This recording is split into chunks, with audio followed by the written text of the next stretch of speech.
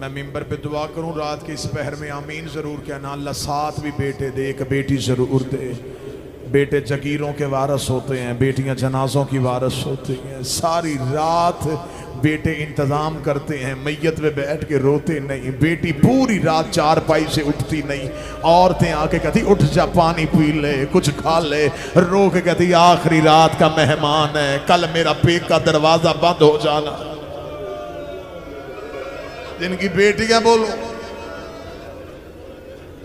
मुझे मौला हुसैन की इज्जत की कसम, इन बेटियों को पेट के घरों से इतना प्यार होता है। अल्लाह ना करे, अल्लाह ना करे, अल्लाह ना करे किसी बेटी का बाप मर जाए। इतला देने वाला नहीं कहता, उसे ना बताना मर गया, उसे को तबीयत बड़ी खराब है, जल्दी आ जा।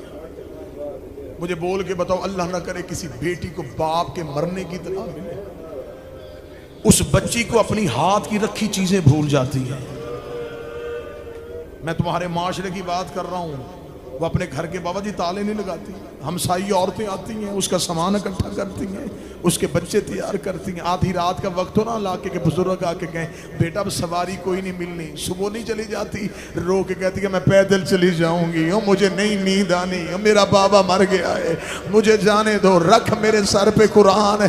बच्चियां परदेश में रहती हो तो नहीं रुकती, 70 कदम के फासले पे हुसैन की 3 सगी बहनें सर पे कुरान रख के कातिल से कहती रही ना मार, मेरा 3 दिन का प्यास।